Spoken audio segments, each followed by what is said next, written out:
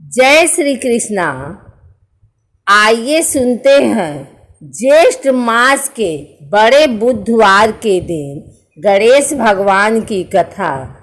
एक समय की बात है, एक भाई बहन रहते थे। बहन का नियम था कि वह अपने भाई का चेहरा देख के ही खाना खाती थी। हर रोज वह सुबह उठती थी और जल्दी जल्दी सारा काम करके अपने भाई का मुंह देखने के लिए उसके घर जाती थी। एक दिन रास्ते में एक पीपल के नीचे गणेश जी की मूर्ति रखी थी।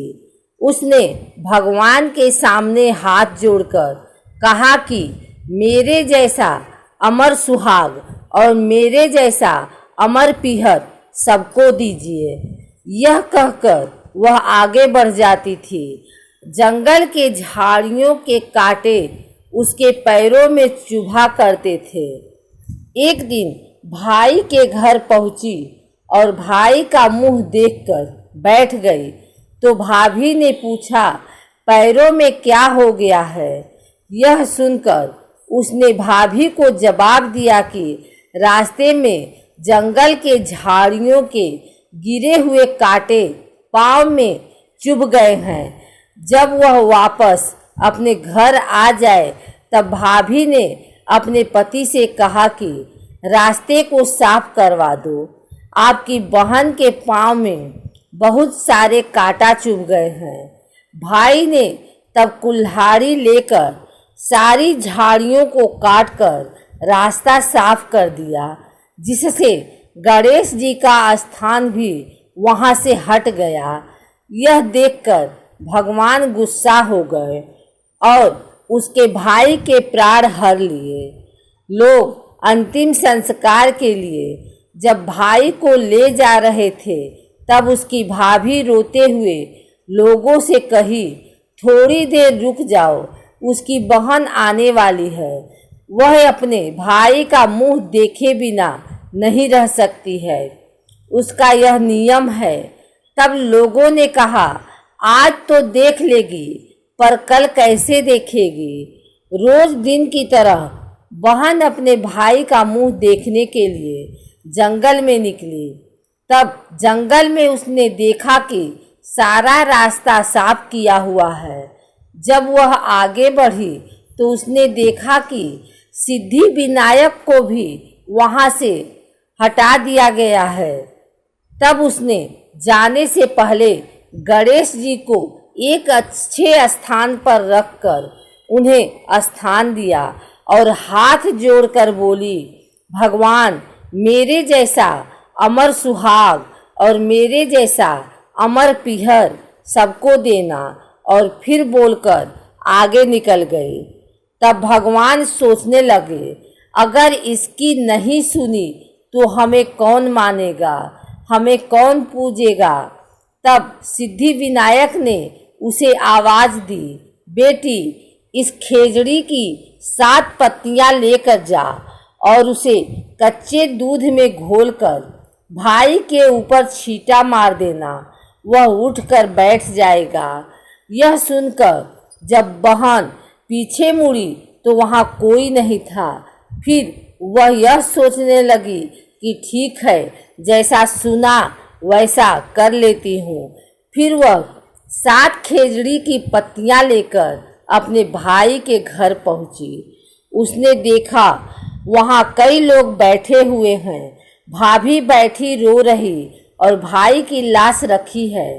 तब उसने उस पत्तियों को बताए हुए नियम के तहत भाई के ऊपर इस्तेमाल किया। तब भाई उठकर बैठ गया। भाई बोला बहन से, मुझे बहुत ही गहरी नींद आ गई थी।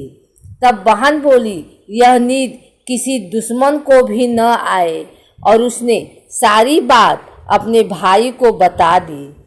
गणेश जी को पार्वती जी का दुलारा कहा जाता है। गणेश जी के बारे में कहा जाता है कि गणेश जी ने एक बार पार्वती जी की आज्ञा का पालन करने के लिए शिव जी से लड़ाई की थी। गणेश जी को गजानन के नाम से भी जाना जाता है। और दुखहर्ता के नाम से गणेश जी के भक्त गणेश जी की भक्ति करते हैं। गणेश चतुर्थी के पावन अवसर पर गणेश जी के भक्त पूरे विश्वास के साथ गणेश जी की आराधना करते हैं और साथ ही गणेश जी के विसर्जन के समय यही कामना करते हैं कि वो हर साल गणेश चतुर्थी को पूरे विश्वास के साथ मनाएं। एक बार महादेव जी पार्वती सहित नर्मदा के तट पर गए। वहाँ एक सुंदर स्थान पर पार्वती जी ने महादेव जी के साथ चौपड़ खेलने की इच्छा व्यक्त की। तब शिव जी ने कहा, हमारी हार जीत का साक्षी कौन होगा? पार्वती ने तत्काल वहाँ की घास के तिनके बटोर कर एक पुतला बनाया और उसमें प्राण प्रतिष्ठा करके उससे कहा, बेटा हम चौपड़ खेलना चाहते हैं, किंतु यहाँ हार जीत का साक्षी कोई नहीं है। अतः खेल के अंत में तुम हमारी हार जीत के साक्षी होकर बताना कि हम में से कौन जीता कौन हारा। खेल आरंभ हुआ। दैव योग से तीनों बार पार्वती जी ही जीती। जब अंत में बालक से हार जीत का निर्णय कराया गया तो उसने महादेव जी को विजयी बताया।